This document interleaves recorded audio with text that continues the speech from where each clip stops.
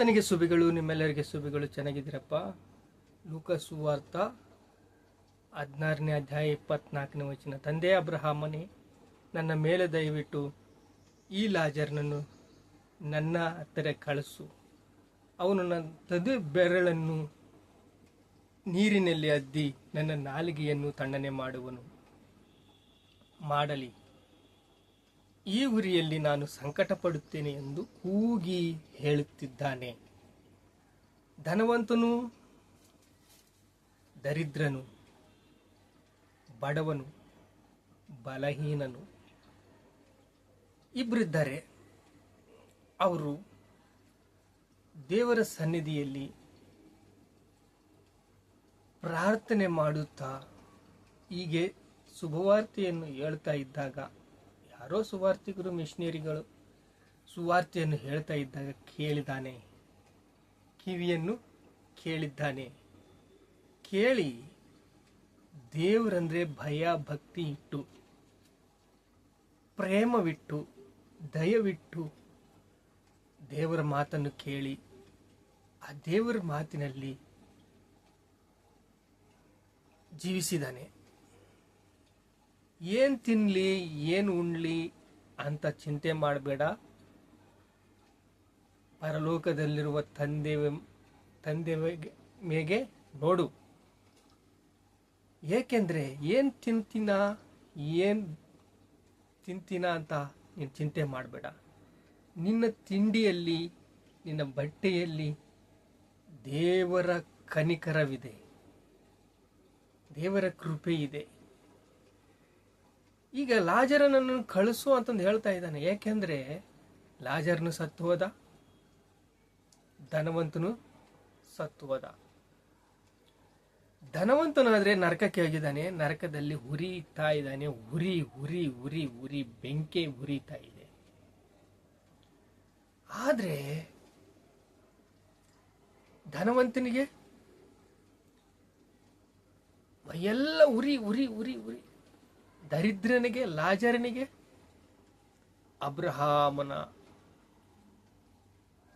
ಹತ್ರ ಕೂತ್ಕೊಂಡು ಚೆನ್ನಾಗಿ ಹಾಡ್ತಾ, ದೇವರನ್ನು ಸ್ತುತಿಸ್ತಾ, ಆರಾಧಿಸ್ತಾ ಅವರೆಲ್ಲರ ಜೊತೆಗೆ ಲಾಜರ್ ಇದ್ದಾನೆ. ಈಗ ಅಲ್ಲಿ ನನ್ನ ಹತ್ತಿರಗೆ ಕಳಿಸು ಅಂತಂದು ಅಬ್ರಹಾಮನನ್ನು ಕೇಳ್ಕೊತಾ ಇದ್ದಾನೆ. ಅಬ್ರಹಾಮ ಲಾಜರನ್ನು ಕಳಿಸ್ತೀಯ ಅಂದ್ರೆ ನಿಮಗೆ ನಮಗೆ ಮಧ್ಯ ಅಗಾಧವಿದೆ. ಒಂದು ಗ್ಲಾಸ್ನಲ್ಲಿ ನೋಡ್ತೀವಲ್ಲ, ಈ ಕಡೆಯಿಂದ ಆ ಕಡೆ ಕಾಣುತ್ತೆ, ಆ ಕಡೆಯಿಂದ ಈ ಕಡೆ ಕಾಣುತ್ತೆ. ಆದರೆ ಅದು ಕಾಣೋದೆಲ್ಲ ನಿಜವಲ್ಲ. ಅದೆಲ್ಲ ಮಧ್ಯ ಅದೊಂದು ಅಗಾಧವಿರುತ್ತೆ. ಪರಲೋಕವೇ, ನರಕವೇ. ನರಕಕ್ಕೆ ಹೋಗಬಾರದು ಅಂತ ಯೇಸು ಕ್ರಿಸ್ತನು ಸಿಲುಬೆ ಹತ್ತಿದ್ದಾನೆ. ಯಾರು ನರಕಕ್ಕೆ ಹೋಗಬಾರ್ದು. ನನ್ನ ಮಕ್ಕಳೆಲ್ಲ ನನ್ನ ಮಾತು ಕೇಳಿ. ನೋಡ್ರಿ, ಈಗ ನಿಮಗೆ ಜ್ವರ ಬಂದಿದೆ, ಒಂದು ಸೂಜಿ ಮಾಡ್ತಾರೆ ಡಾಕ್ಟರ್. ಯಾಕೆ ಡಾಕ್ಟರ್ ಹತ್ರ ಹೋಗ್ತೀಯಾ? ಹಾಗೆ ಸುವಾರ್ತಿಕರು, ಬೋಧಕರು, ಅಪೋಸ್ತರು, ಡಾಕ್ಟರ್ ಪಟ್ಟ ಹೊಂದಿದವರು ಅನೇಕ ಜನಗಳು ಇದ್ದಾರೆ. ಸುವಾರ್ತೆ ಮಾಡ್ತಾರೆ, ಅಪೋಸ್ತರು ಹೇಳ್ತಾರೆ. ಹೀಗೆ ಹೇಳಿದಾಗ ನೀವು ಕೇಳಬೇಕಲ್ಲ? ಕೇಳೋದಿಲ್ಲ. ಯಾಕೆಂದ್ರೆ ವಿಧೇಯತೆ ತೋರಿಸೋಲ್ಲ. ಅಬ್ರಹಾಮನು ವಿಧೇಯತೆ ತೋರಿಸಿದ್ದಾನೆ, ಹನಾಕನು ವಿಧೇಯತೆ ತೋರಿಸಿದ್ದಾನೆ. ಆದರೆ ಅವಿಧೇಯತೆ ತೋರಿಸಿ ಬೇಡ ಅಂತಂದು ಹೇಳಿದ್ದು ಹಣ್ಣನ್ನು ತಿಂದುಬಿಟ್ಟಿದ್ದಾನೆ ಆದಾಮ ಮಾಡಿದ ಪಾಪಕ್ಕೋಸ್ಕರ ನಾವೆಲ್ಲ ಮರಣವನ್ನು ಅನುಭವಿಸ್ತಾ ಇದ್ದೀವಿ, ಸಂಕಟವನ್ನು ಅನುಭವಿಸ್ತಿದ್ದೀವಿ. ನರಕಕ್ಕೆ ಹೋಗೋರು ಉರಿಯಲ್ಲಿ, ಬೆಂಕಿಯಲ್ಲಿ ಉರಿದು ಉರಿದು ಉರಿದು ಉರಿದು ಉರಿದು ಉರಿದು ಅಷ್ಟು ಬಾಧೆ ಯಾಕೆ ಪಡಬೇಕು? ದೇವರ ಕೃಪೆ ನಮ್ಗಿದೆ ಅಲ್ಲ, ದೇವರ ಕೃಪೆ ನಮ್ಗೆ ಇದೆ ಅಲ್ಲ. ನೋಡ್ರಿ, ಜೀವನದಲ್ಲಿ ಇದ್ದಾಗಲೇ ರಕ್ಷಣೆ ಹೊಂದಬೇಕು, ಸತ್ತು ಹೋದ ಮೇಲೆ ಉಪಯೋಗವಿಲ್ಲ. ಹಾಗಾದ್ರೆ ಲಾಜರನನ್ನು ನನ್ನ ತಂದೆ ಕಳಿಸಬೇಕೆಂದು ನಿನ್ನನ್ನು ಬೇಡಿಕೊಳ್ಳುತ್ತೇನೆ. ನನಗೆ 5 ಅಣ್ಣ ತಮ್ಮಂದಿದ್ದಾರೆ, ನನಗೆ 5 ಅಣ್ಣ ತಮ್ಮಂದಿದ್ದಾರೆ. ಲಾಜರನ್ನು ಕಳಿಸಿದ್ರೆ ಅವರು ನಂಬುತ್ತಾರೆ. ನೋಡು, ಯೋಬು ಅಂತ ಸಮಯೇಲ್ ಅಂತ ಪ್ರವಕ್ತೆಗಳು, ಏಲಿ ಅಂತ ಪ್ರವಕ್ತೆಗಳು ಹೇಳಿದ್ರೇನೆ ಕೇಳಿಲ್ಲ. ಏನ್ ಲಾಜರ್ ಹೋದ್ರೆ ಕೇಳ್ತಾರ? ಕೇಳೋದಿಲ್ಲ. ದೇವರು ಹಾಗಾದರೆ ಲಾಜರನನ್ನು ತಂದೆ ಕಳುಹಿಸಬೇಕೆಂದು ನಿನ್ನನ್ನು ಬೇಡ್ಕೊಳ್ಳುತ್ತೇನೆ. ನನಗೆ 5 ಮಂದಿ ಅಣ್ಣ ತಮ್ಮಂದಿದ್ದಾರಂತೆ ಭೂಮಿ ಮೇಲೆ. ಅದಕ್ಕಾಗಿ ನಶಿಸಿ ಹೋದ ಆತ್ಮಗಳಿಗೋಸ್ಕರ ಪ್ರಾರ್ಥನೆಯಲ್ಲಿ ನಾವೆಲ್ಲ ಜೀನರಾಗ್ತಾ ಇದ್ದೀವಿ. ನಾವು ನಶಿಸಿ ಹೋದ ಆತ್ಮಗಳಿಗೋಸ್ಕರ ಪ್ರಾರ್ಥನೆ ಮಾಡ್ತಾ ಇದ್ದೀವಿ. ಅವರ ಸಹ ಮಾತನ್ನು ಸ್ಥಳಕ್ಕೆ ಬರಬಾರ್ದೆಂದು ಅವರು ಈ ಸ್ಥಳಕ್ಕೆ ಬರಬಾರ್ದಂತ ಈಗ ಧನವಂತನಿಗೆ ಗೊತ್ತಾಗಿದೆ. ನೋಡ್ರಿ, ಮೋಶೆ ಧರ್ಮಶಾಸ್ತ್ರದ ಪ್ರವಾದಿಗಳು ಅವರಲ್ಲಿ ಬರೆದಿದ್ದೇವೆ. ಸತ್ತವರು ಬದುಕಿದವರು ಹೇಳಿದ್ರು ಒಪ್ಪುವುದಿಲ್ಲ. ನೋಡ್ರಿ, ಮೋಶೆ ಧರ್ಮಶಾಸ್ತ್ರ ಪ್ರವಾದಿಗಳು ಅವರಲ್ಲಿ ಯಾರು ಹೇಳಿದ್ರು ಕೇಳೋದಿಲ್ಲಂತೆ. ಸತ್ತವರು ಬದುಕಿ ಹೋದವರು ಅವರು ಒಪ್ಪುವುದಿಲ್ಲಂತೆ. ನಂಬೋದೇ ಇಲ್ಲ. ಆದರೆ ಸುವಾರ್ತೆಯಲ್ಲಿ ಶಕ್ತಿ ಇದೆ. ಯೇಸು ಕ್ರಿಸ್ತನಲ್ಲಿ ಮನಕಾಳು ಉರಿದ್ರೆ ಶಕ್ತಿ ಇದೆ. ನಮ್ಮ ಪಾಪಗಳು ಬಯಸಿದ್ರೆ ದೇವರ ಶಕ್ತಿ ನಾವು ನೋಡ್ತೀವಿ, ದೇವರ ಕೃಪೆ ನಾವು ನೋಡ್ತೀವಿ, ದೇವರ ಸನ್ನಿಧಿ ನಾವು ನೋಡ್ತೀವಿ. ಆದಾಮ ನೋಡ್ರಿ, ಅವಿಧೇಯತೆಯಿಂದ ನೀನ್ ಸತ್ತು ಹೋಗ್ತೀಯ, ಈ ಹಣ್ಣನ್ನು ತಿಂದ್ರೆ ನಿಶ್ಚಯವಾಗಿ ನೀನು ಸಾಯ್ತೀಯ ಅಂದ್ರೆ ಅದನ್ನು ತಿಂದಿದ್ದಾನೆ. ಅವಳು ಕೊಟ್ಟಿದ್ದಾಳೆ, ಅವನು ತಿಂದುಬಿಟ್ಟಿದ್ದಾನೆ. ಎಲ್ಲರಿಗೆ ಮರಣ ಬಂದಿದೆ.